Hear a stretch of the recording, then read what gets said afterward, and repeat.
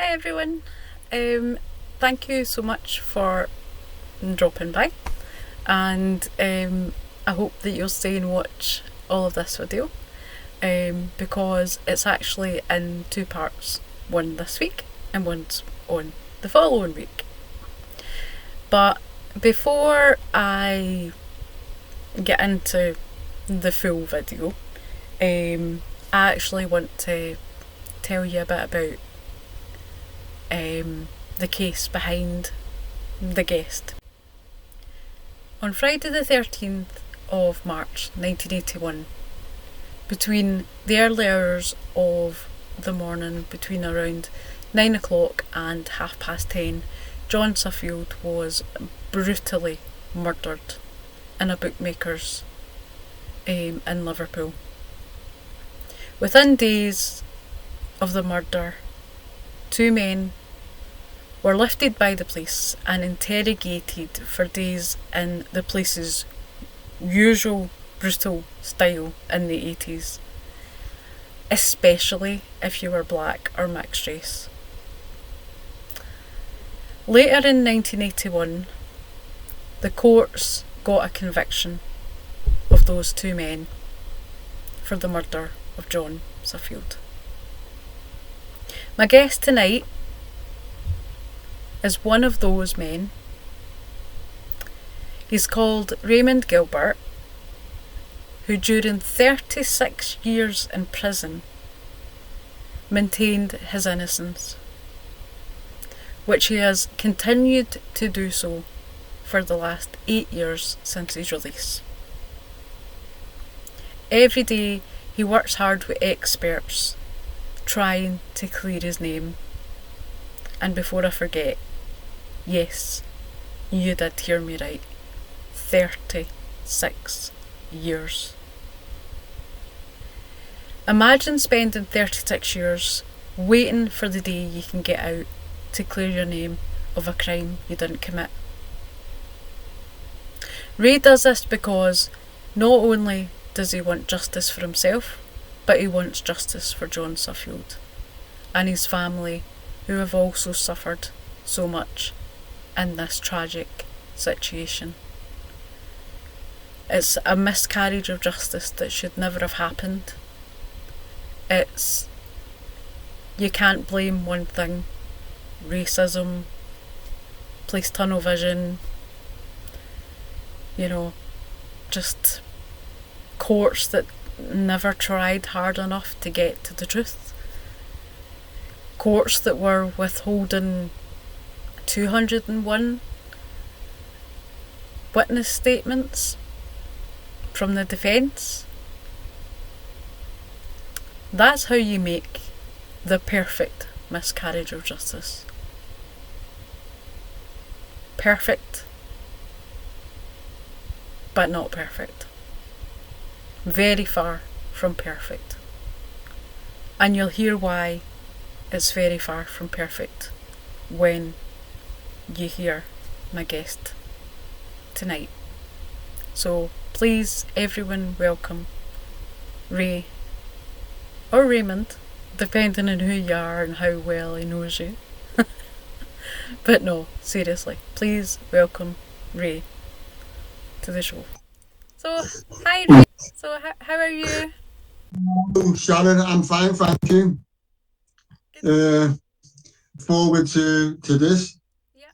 And I hope your audience, with a bit of the comedian I am, that you get plenty of views. Let's hope so. Well, at least, I mean, the story is very important to get that out there. So, with any luck, we'll get. I mean, it's not about the views for me. It's more about getting the story. But for both of us, it's about the stories. But I'm sure everyone will enjoy tonight. It's about something that happened. Now it's 43 years ago. I think probably not a lot of people up in Scotland might know. Yeah. You know what I mean? But the fact that it's been on YouTube, on certain people's channels, Yeah. people probably know it. But if you approach it from a different perspective, Yeah. And then it's about letting people know what's going on with it now. Yeah. And where we are, what's going on with stuff, because I mean, stuff is being mentioned the basis of how the case is going now. Yeah. And going on while I've been out and Yeah. So I've got a few questions. I say a few. I'm never one to underestimate things, me. But obviously, Ray and I have both got a sense of humour, so it's hard when we get to the serious bits, isn't it, Ray? We have to. no, it's not. I mean, we're all known for our one liners being a scouser. Sense of humour for being a scouser. Is that what you? Of course. Yeah, Yeah, it just comes normal. Yeah. Same with the Scots. So, Same with the Scots. It must be the Scousers and Scots. You know, the ska is the sense of humour in the, you know. I must have both, because I think we've got in the ancestry, I think 18% Scottish. The where it's come from, I don't know. Yeah. So it'll be interesting to actually find out, because there is a few Gilberts up in Scotland. Yep. I haven't actually known the name before, known your name. Oh, I think there's an American actress, Melissa Gilbert, that's Right. another Gilbert that I've known. I think probably his dad's from Ghana in Africa. Yeah. His wife was Irish. So when my dad married me mum, I think her people might have been of Irish heritage as well. Yeah. So the DNA come up with a multitude of places, which has changed twice with the feedback we've had, and it's just like that. Well, that's weird. Yeah. Because I think we've traced some of the family back to Ghana, because my dad's dad come over to this country in 1900, I think it was 7 or 8, from Africa. He married an Irish girl. Her family didn't come over, because it was like a thing, white marrying a black person. Yeah. And so when my mother married my dad, it wasn't a done thing. White didn't like marry black, so it just caused a hassle. Yeah. Well, that's actually one of the first questions that I actually had for you was like, how much do you think race had to do with you being targeted for the crime? Quite a lot, because at the time there was a lot of tension in the area. The kid they kept picking on, I actually knew who he was, not to actually speak to him, but speaking to people who've done podcasts who were activists and books that I've actually read. It actually states in there there's no blacks working in town. If you went for the job, you told them you were from Liverpool 8, you wouldn't get a job. If you got stopped by what we call Babylon, which was a term for the police back then, if you spoke to them in a manner they didn't like or reacted in a certain way, they'd pull you in, might take you somewhere, beat you up and dump you, take you to the police station, falsely charge you, and you wouldn't get bail if you were from L8. So there was a history going back years, people being attacked from Liverpool 8. Because Liverpool 8 is two parts. You got the Toxteth part, Granby, and you got the Dingle side. So years ago, there was a sailor, a black man, who was chased to the docks thrown in the docks by white people and stoned so he couldn't get out. He drowned.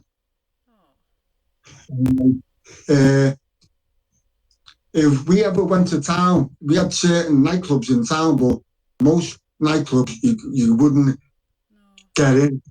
Like, we're not having using it here. So we used to have our own nightclubs all on Upper Parliament Street, Princess Avenue, Princess Road, Lodge Lane. So it was a time of high tension because it nearly went off a couple of times before I actually went to jail. Where I might have come out of the house on Eversley Street, took about 5 or 6 steps, I'd be on Granby Street, which was classed as the front line back in the day. And I've seen a few times police were surrounded by hundreds of people, and you could feel it in the air. So when it did, I actually wasn't out when it happened, but when it kicked off, people were coming in with holes in the chest. They were getting shot with CS gas cans. They were using the jeeps that were used in Ulster in they hadn't been used elsewhere. He actually knocked down a man who was in a wheelchair and actually killed him. None of them got charged. And it was inbred going back decades at the police, the council, MPs, because I didn't know at the time that the Tories been running Liverpool Council for decades. And it was like, keep them in the area they're in. Don't give them nothing. It's like they didn't want us to break out. They just wanted kept in. It was like apartheid. I mean, there's a couple of people who've been on podcast and said, yeah, Liverpool 8 was like a apartheid. Because people come in from all over Liverpool and other parts of the country to join the riot. That was, it went off at 81. I think it went off again 83 or 85. And it just, the attitude, the old Bill, the people, they were actually jumping on. I mean, I read a book called 81. And actually in it, it was showing a young kid about 12 going home from school, got stopped by the old Bill, put him in a car, drove him 6 miles away to speak, which is the other end of the South End. Took him out, emptied his satchel, chucked everything in a pond of water, give him a few licks, which is a few punches and that, dumped him in a pond of water, and then he had to walk home 6 miles. He never said nothing to his mum about what happened because he didn't want to upset her. But things like that, I mean, it was just known. See, in Scotland, it's like, obviously there will be a certain amount of historic racism, let's call it that, like, you know, back in the 80s and stuff like that. But in my, like, I'm going to be 50 in February. So, you know, I'm no spring chicken in terms of remembering, like, the 80s and stuff like that, you know, like the later 80s. But certainly I don't see colour. I see people, you know, and that might sound like hippie-ish, but it's like, I was fortunate enough that where I grew up, it was, you know, I forget the name of it was, because, not forget the name of where I grew up, but I grew up at the hospital houses of a psychiatric hospital. So all the nurses were, like, loads of them for all over the, you know, the world, Filipinos and Africans, and, you know, so for me it was like normal to see, you know, it wasn't normal to see white people. and I've always treated people the same, and I even made a mistake one time of not even noticing that someone was mixed race, because someone said to me, "Oh, they're mixed race," just like in a comment, and I was like, oh, I never even noticed.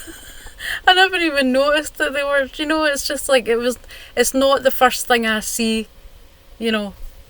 Mm-hmm. Race. Yeah, no, I've actually had it myself. I mean, I was in care Yeah.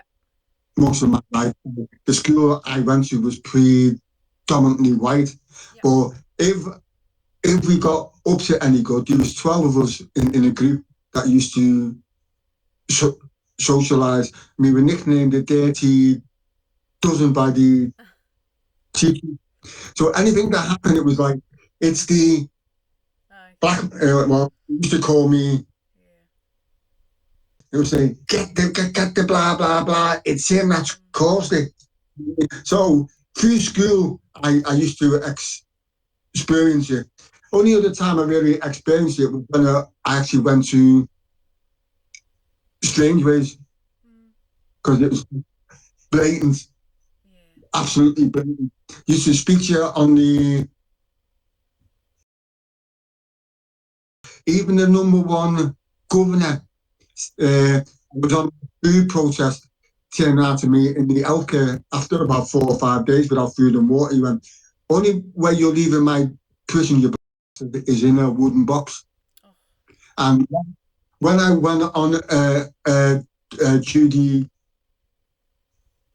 there for setting fire to a cell, it was you've been kicking off since 1981. It's now 1982. You've had 13 adjudications in that time. You've been ordered to serve 15. I'm going to make sure you serve 25, and I'm going to make sure you get sectioned off. And then we just get him out of the cell and give him it. So I automatically turned around, because this governor was the last one of his family working in the jail. So, Yeah. yeah, Yeah. this was terrible. It's the right name for it, isn't it? Strange Ways. You know. Manchester now, don't they? They don't call it Aye. the way like we used to do in Yeah. back in the day. Do you think that the police were worse than the guards, or just as bad? Well, let's put it this way: the police used to do it blatantly, where the guards used to do it behind the walls. Aye. Yeah. So their attitude was, what goes on behind the walls stays behind the wall. Yeah. Yeah. So Manchester was a notorious beaten block. Winston Green, Leeds, Wandsworth, Dartmoor, jails like that used to be bad beating jails. And then in the 80s, all the high security prisons started the bollocks. Frankland started jumping on people in the block. Long Lartin used to use certain tactics. You used to get food with big plastic trays, and if they were going to do you, you'd open the door and smash the tray in your chest, or they used to give you bottles of plastic water. As you bent down to pick the water, they either kick you in the face or they punch you in the face as you hand at you. With the police violent and interviews and stuff like that, you know, like during your interrogation, did they like use their abuse to make you Yeah. certain things? Like, you know, they, I had they were playing good cop, bad cop. It was just a case of one was acting in a manner yeah. that wasn't acceptable, which probably goes against the guidelines. And then the other one later on, me and him had a rough and a tumble on the floor. Aye. Yeah. And not in the friendly way. No, not in a No. good Yeah. way. No. Sorry, that's me and Ray's sense of humour jumping in there. I apologise. It's I mean, police were actually known for their Yeah. attitude down in Toxteth. So it wasn't something that I had been used to when I'd been nicked before. Yeah. But this is the first time I've been nicked like this and treated like this. Yeah. And even, I would say that given the fact that you were in care and getting bullied and all of that, the fact that that was, you know, the first time that you'd experienced that kind of police, you know, brutality, you know, it would have been, you would have had the time as it was, but that would have been like, what the hell is this, you know? Mm-hmm. If you get what I mean. Yeah, it was a shock to me because, you know what I mean? I actually wasn't expecting it. Mm-hmm. So they made you say things then. They basically, like what I was kind of getting at was like, while you were being interviewed by the police, interviewed or interrogated, right? Basically, they were feeding you things so that you would say it, and then they would kind of jump on that and say, he said this or he said that, and then they could use that against you. Is that basically how? Well, that was part of it. It was like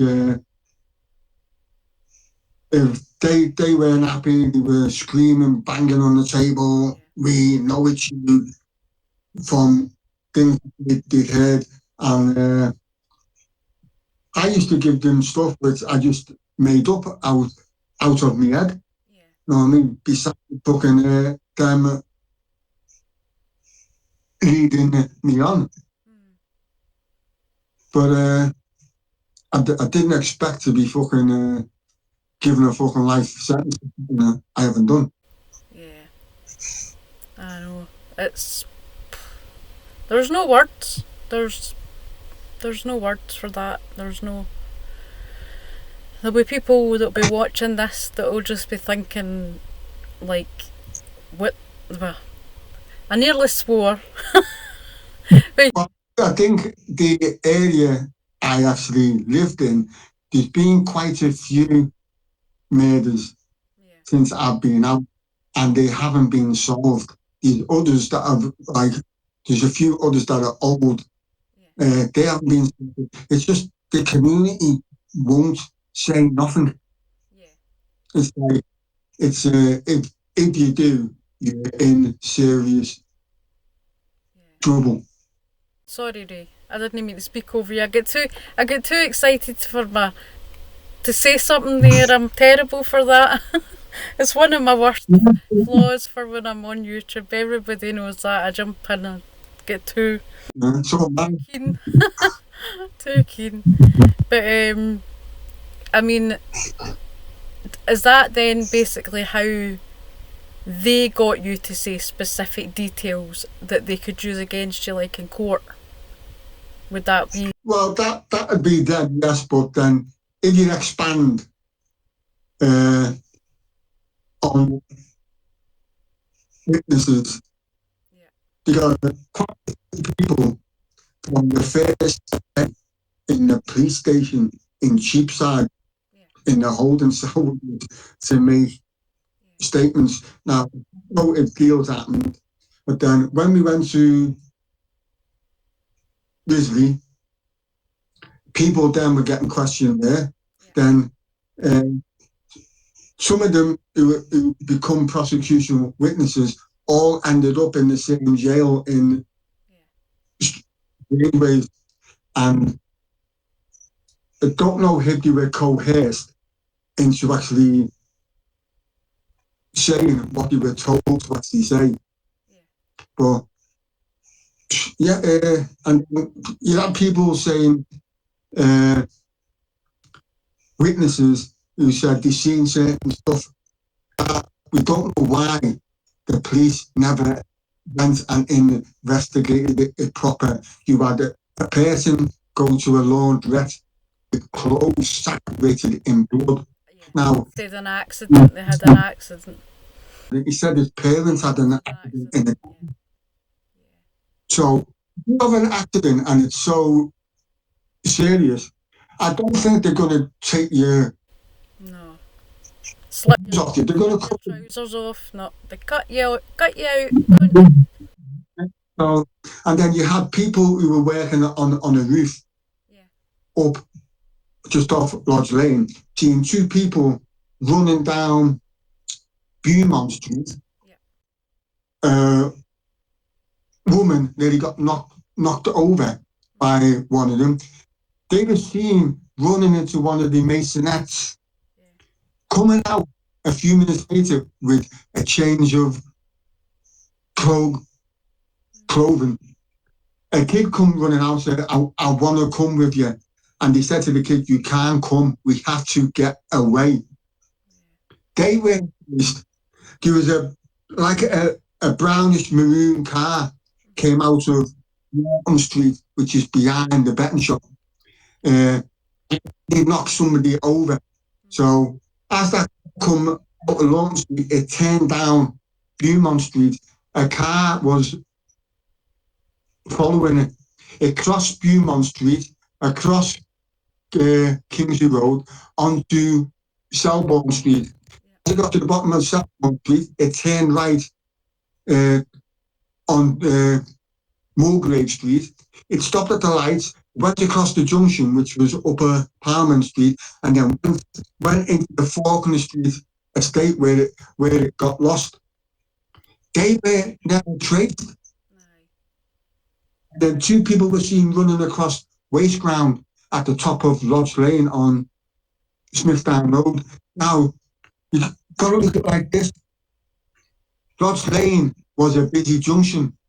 You've got Lodge Lane here, Upper Parliament Street here, Tunnel Road there, Smithdown Road there, and Ale Road there. Now, this crime supposed to have happened in the early morning. Now, it would be people going to work, probably kids starting from school or going to shops with their parents. Not even traced. Two people. One person was in a pub on Lodge Lane. I think it was the Mace pub. And he went to the bar and asked to change 50 pence pieces into pound notes. He said he won 50 pence pieces on the machine. He wasn't seen anywhere near the machine.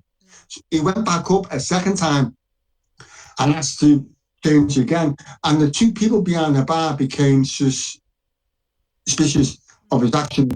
He started talking about the crime that had happened. As soon as he heard them talking, he left. This is people that should have been traced and investigated. This is all in the undisclosed evidence. When you talk about 201 witness statements, which were withheld. 201. Defense. Just wanted to clarify, just say that because the signal was a wee, the sound was a wee bit crackly, but Ray said 201 undisclosed witness statements.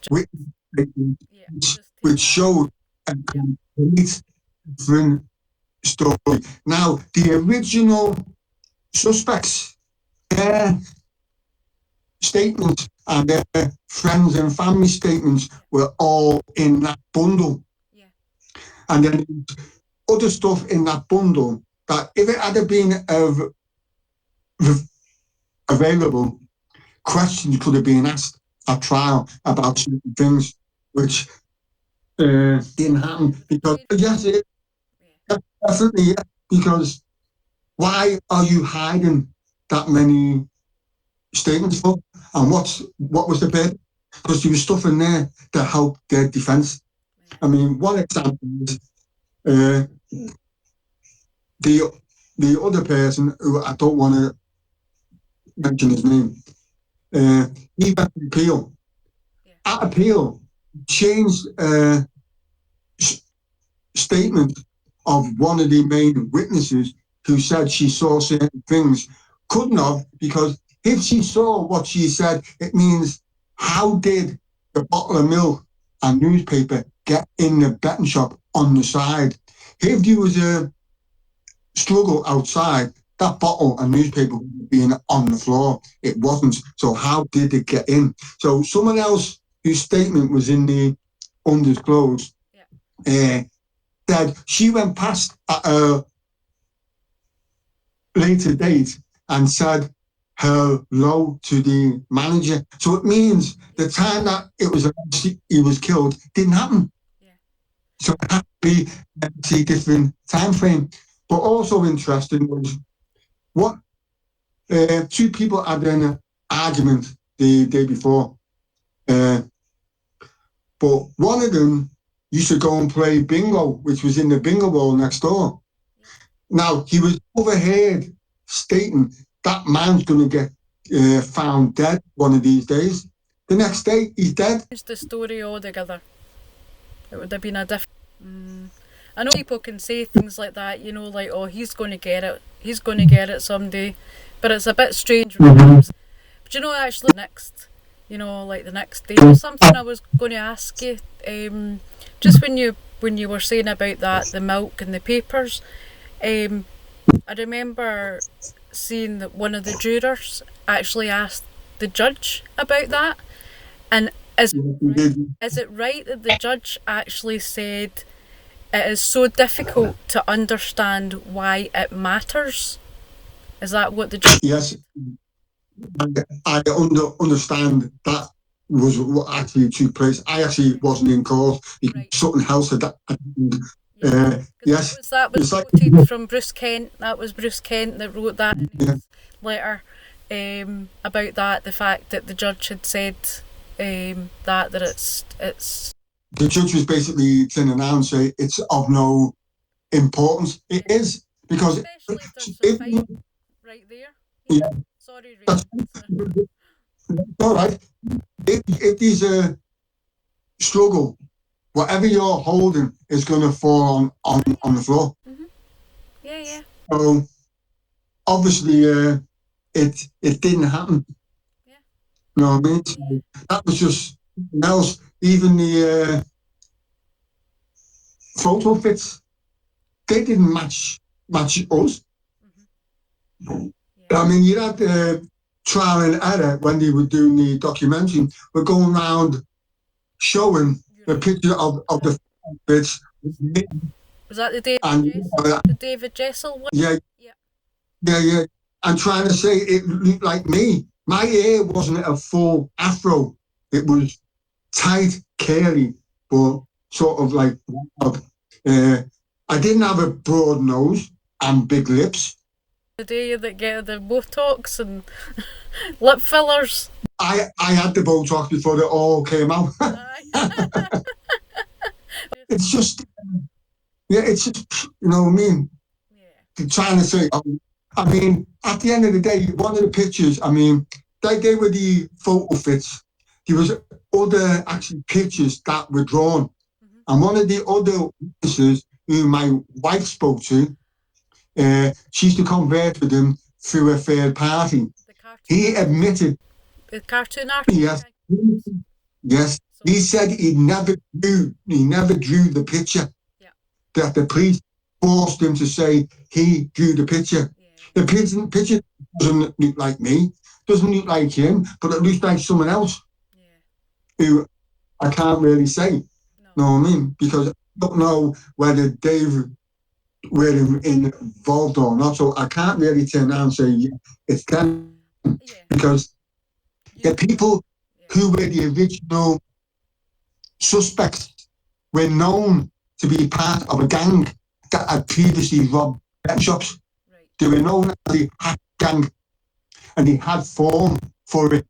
And they were so concerned about what one of them was going to say, that the girl whose flat it was renting the flat in which one of the original suspects was living with his girl, left the flat because she heard a conversation in the bedroom of their flat, which wouldn't let her into the bedroom because they were discussing the crime. So she actually ran away to family the other side of Liverpool 8, down in the Dingle. And she's been moving around the country since then. We actually met her where I live in town. We had a chat with her, but her boyfriend was trying to get us to go down the route of DNA rather than get her to actually tell the truth, because her mum was so concerned that she took her to the police station and said, you need to tell the truth. You know what I mean? So there's just things that weren't right that need answers to.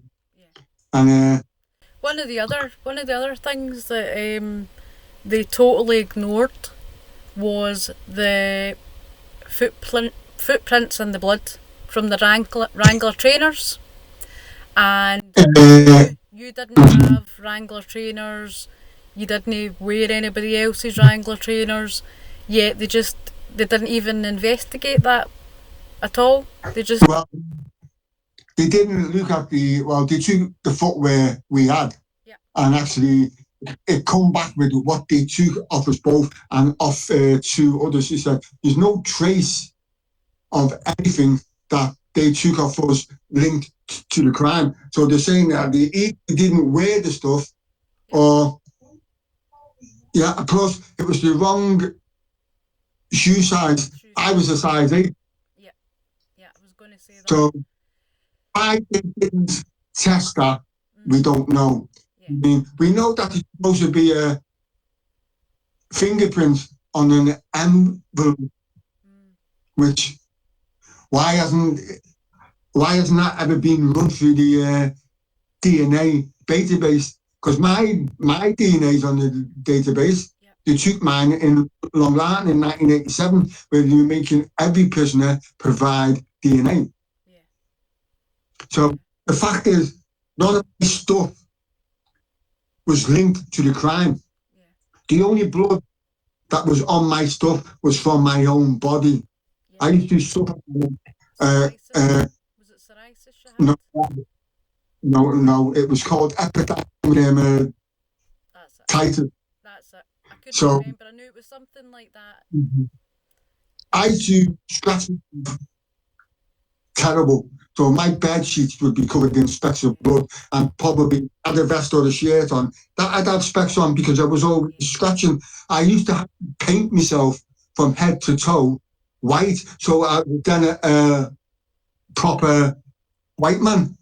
I was going to say, you tried to do a Michael Jackson?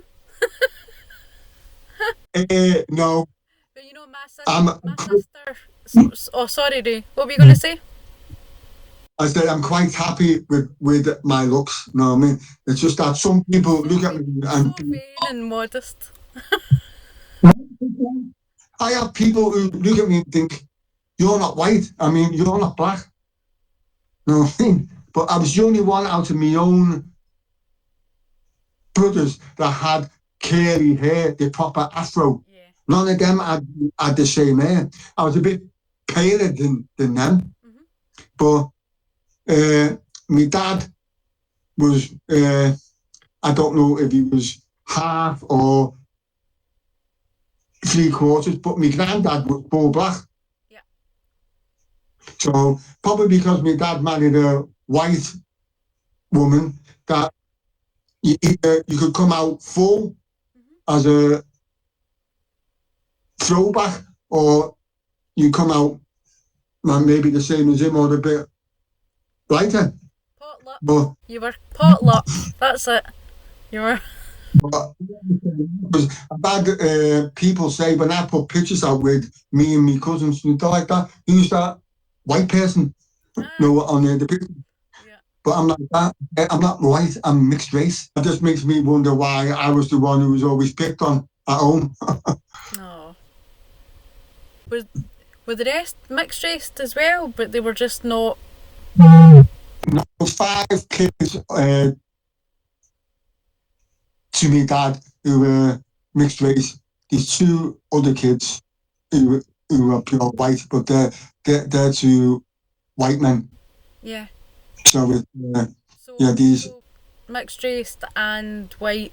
But you were still the only one that got picked on. Me saying picked on at home is an understatement.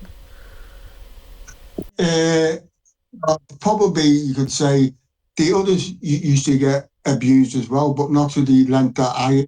Yeah. Yeah. And that's no fun. I know that. That's No, I mean, they all had a life, even though they say it was hard. They were all at home. I wasn't. yeah. So I was probably classed as the runs. Mm. So, I mean, my dad couldn't really help because he suffered from epilepsy. Yeah. You could, I mean, from what I've been told, you could actually see it in his face that he was angry that he couldn't do nothing Yeah. to actually Yeah. stop it. Yeah. I get that as well.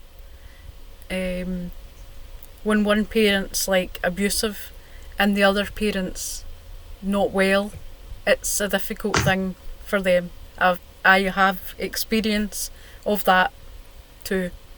And it's not easy seeing your dad when they try and be the strong ones. You know, you normally would think, you know, the dad would be strong, and seeing that, I don't want to say weakness, but vulnerability. I think I met my dad in 1974. I went from care home to the hospital he was in, and he was in one of those big, massive wheelchairs at the time because he wasn't using his legs. Yeah. And he couldn't really talk proper. But I knew as soon as I walked in and he see me, his face lit up, so he automatically recognised who I was. Yeah. And he was happy to see you, which probably felt good when you were young, you know. Yeah, it was good. You know what I mean? But it wasn't good. I mean, to actually. To see him ill, it's not good, but to see him happy. I mean, To see you. yeah, face. I mean, the fact that he couldn't converse, Yeah. he couldn't speak, Yeah. so which made it harder. You know what I mean? Yeah. Was that a temporary thing that he couldn't speak? You know, did he get some speech back as he got older? No. He was like that for several years. Yeah. Was that like brain damage with the having the fit? I think he was supposed to have had a fall when he was doing something when he shouldn't have been doing it. Right. And I think after the fall, that's when he started getting his fits. I think he was supposed to be about 27 when it started to happen. Oh, that's young. I think As well. he was up on the big cathedral roof in Liverpool at the time. So what he was doing, I don't know. But he actually fell. Yeah. And that's how he started having his fits. Ah. While he was being a naughty bugger up on the roof somewhere. That's why they say the kids don't be getting up on the bloody roof. You're going to fall. I know. No. But do they listen? No. Well, we don't really. No. But They don't. that's Yeah. he's in a better place now than he was. Yeah. But I had a chance to see him before he died. So I was going to say, and from what I remember you saying, I know you said it in it was Sean Atwood's podcast. I don't know if you said it in other ones. I can't remember exactly, but for the people listening, do you want to tell them how you found out about your father's passing? I was actually in Dartmoor, and the riots had kicked off in Dartmoor, and me and a mate were dragged off our wing, put in a block with 7 others from different wings, accused of being main ring leaders for the riot that was going to happen. So they thought with people being in the block, it wouldn't kick off. It still kicked off. straight after the national. But I think it was about 2 weeks after Strangeways had gone up that it kicked off still. Yep. So we're in the block, and it came over the radio that we've already got the ringleaders in the block. So me and my mate, nah, we're not having this. So we went on a food and water protest. No food, no water. So after 4 days, took us both and put us in the healthcare. And the main kid who was up on the roof was from the north end of Liverpool. So when he come down, he went to him and said, Jojo, go to him and go to him. Get them to drink or eat. So he came to me and we're having a chat. He said, look, Ray, don't do yourself in for these. So we're both in strip cells. So we got a blanket which you couldn't rip apart. It was like strip blanket, and we've got strip bottoms and the top on. So when I decided to take something to eat, so as soon as I took something to eat, they've all burst in my cell, the screws, and went, your dad's dead, and started laughing their heads off and ran out before I could react. And that's how I found out. Oh, right. It always bothers me that tremendously, because it's death's a hellish thing anyway. But I mean, they must have been. I'm trying not to let the Ouija come out, but they must have been absolute assholes.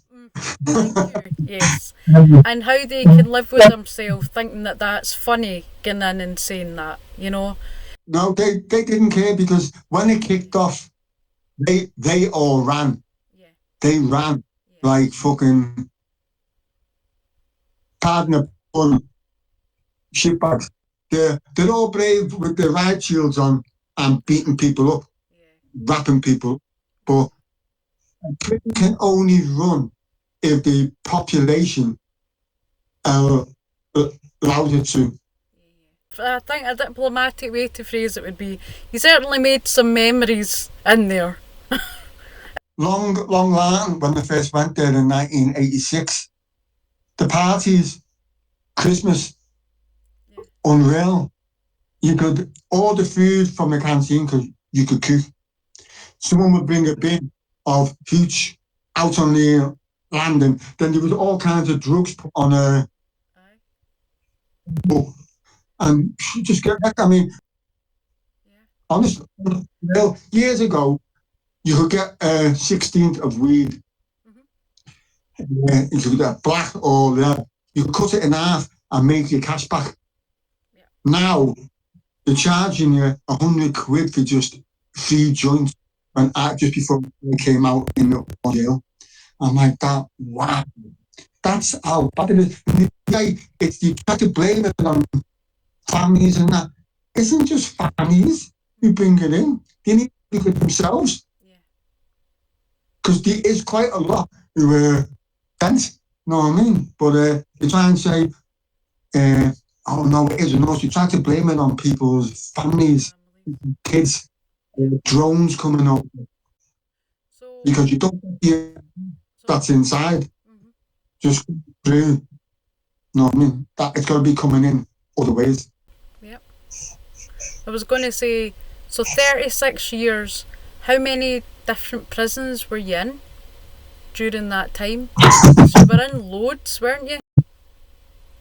Yeah, some of them had actually been more than once. Risley, Walton, Manchester, Scrubs, Lewis, Dartmoor, Parkhurst, back to Dartmoor, Walton, Gartree, Nottingham, back to Long Lartin, Hyde for 20 years, back to Long Lartin, Blakenhurst to Franklin back to Long Lartin, Franklin to Leeds, back to Franklin to Long Lartin, Long Lartin to Belmarsh, Belmarsh back to Long Lartin, Long Lartin out to Woodhill, Woodhill back to Long Lartin. Then I went to Whitemore, Whitemore to Woodhill CSE unit. From there, we went to Hull, Hull to Gartree Block, back to Woodhill, up to Franklin, back to Woodhill, up to Franklin again, back to Woodhill, out to Long Lartin, out to Full Sutton, back to Woodhill, Woodhill out to Full Sutton, back to Woodhill, Kingston, no sorry, Blake, Bullingdon, Grandin back to Woodhill, Woodhill to Kingston, Kingston to Stockton, Stockton to Wymont, Wymont to Walton, Walton to Ridley, Ridley to, I think it was Preston, Preston to Guys Marsh, up to overnight, a place in Manchester. Then I went to Kennet and got out from there. So some of them had actually been more than once. I think Long Lartin about 4 or 5 times, Wymont twice. I've seen you off a good ray. You've went down a bit in the cat eye. That's better. I was seeing up your nose. We don't I was just we don't want to see up your nose. I'm just trying to work out every place I've been to. I mean, I might have got them in the order I expected, but I think about 40 odd times I think I was probably moved. Aye. So you couldn't get, like, don't let that bugger get too comfortable anywhere. Like, part of almost the torture of moving you so that you were from pillar to post and all the rest. Is it true you went through 12 paroles hearings as well? Yes, the first one was 96. It should have happened in 96, but it didn't take place because of the movement about. I had, let me think, Grandin, I had one, Risley, Whitemore and Long Lartin should have done one between them, but messed up. And I can't really remember everywhere else. But yeah, I had 12 until they turned around on the 12th one. We understand your attitude on your case about your protest and your innocence. That's not an issue. The issue is whether you can be managed in the community outside. So I was surprised when they actually finally give it me. You had some help though. Was it a lord that came in and spoke to the warden on your behalf? One of the lords? I was in Grandin, and you have to go through an induction process. So I'm in Grandin. So after the initial 3 months, they said you don't fit the criteria because of your approach. I understand there was a meeting in the House of Lords between the governor. I think it might have been 1 or 2 members of the House of Lords and the Bruce Kent, and they just didn't give him a chance. So I spent 6 months on the induction. But one of the issues was, we don't want to put you down there because you and your mate might interfere with each other's therapy. But in the end, they put me down there. But you did good things though when you were in prison. You did charity runs, and the newspapers took advantage of that and had headlines, the killer on the run. Totally taking advantage of the murder of John Suffield to sell papers. I did my first one in Scrubs about 1983. That was a half a marathon. Yeah. I then did I'm not sure if I did a half or a full one at Long Lartin. I then did a marathon at Durham Special Unit. About it was 200 and something laps of the AstroTurf. In fact, they actually allowed the radio in to actually speak to me. They said, you can't discuss your case. Yeah. So I explained that I'd done runs before, and I was doing it for the charity for kids hospice. And I went to Grandin. We did 10,000 sit-up challenge, me and my mates, while a wing that was doing a charity, they were doing something like Pop Idol on their wing to raise cash for charity. So I had to do a charity thing myself. He said, yeah. So I combined with them what we'd done, and then I did I also did a run there as well on the treadmill. I did a 13-mile run on the treadmill for charity. That's good. Then I went to Kingston. I used to do runs each year, which was part of the Yeah. first song. Yeah. Did you enjoy doing that? Is that something, even though you were in the prison and you'd rather not be, but did you enjoy doing those things? Did you enjoy raising the money for the charity? Yeah, because people think because you're in jail, you're no good. People do some good things in jail. I mean, I've seen some people with the skills that they have, why they didn't put them to use outside. I've seen people making crafts, and some of the artwork I've seen absolutely could have been artists. People making stuff with their hands, absolutely boss. And you're thinking, why have you wasted that kind of skill and got yourself in trouble? Because there is talent. There's people that do good things in jail that if the system was prepared to rehabilitate and really help people, you wouldn't have it. All it is, it's an ever-ending circle. You go out and expect you to come back in because there's no way. We actually had it from a governor. Yeah, we were having a chat with him, and he says there's no rehabilitation. Rehabilitation comes from you yourself. But if you want to change, it's getting the opportunities to, and it's not that easy. I mean, they did.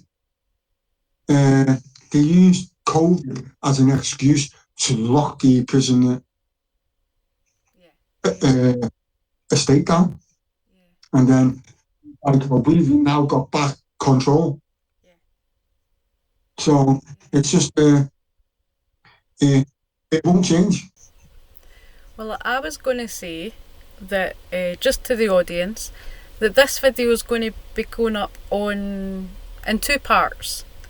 But I was thinking that it would be a good point for the next half to talk about the new developments and things like that, so the next part will be talking about that. So we're not saying bye, but just letting you know that that's what we'll be doing. So you'll see us again next week for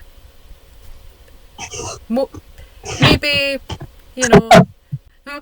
not more exciting things, but like there's the next week's one will be probably more to do with the new scientific reports and the experts that Ray's got involved, and the different things. So it's definitely not one you're going to want to miss. So that's good. Exactly. All come. Yeah. All come and watch it. You want. Yeah. But thank you, Ray, for the first half of the video. Thank you. It's been very entertaining. Well, entertaining. That sounds terrible. I mean, you know what I mean by entertaining. I did say Ray and I will have a problem with it's been bloody hellish, but you've been entertaining, if you get what I mean. If that makes that makes sense. Yeah. You know how it is. Scousers are always funny. Well, you made me laugh by saying that.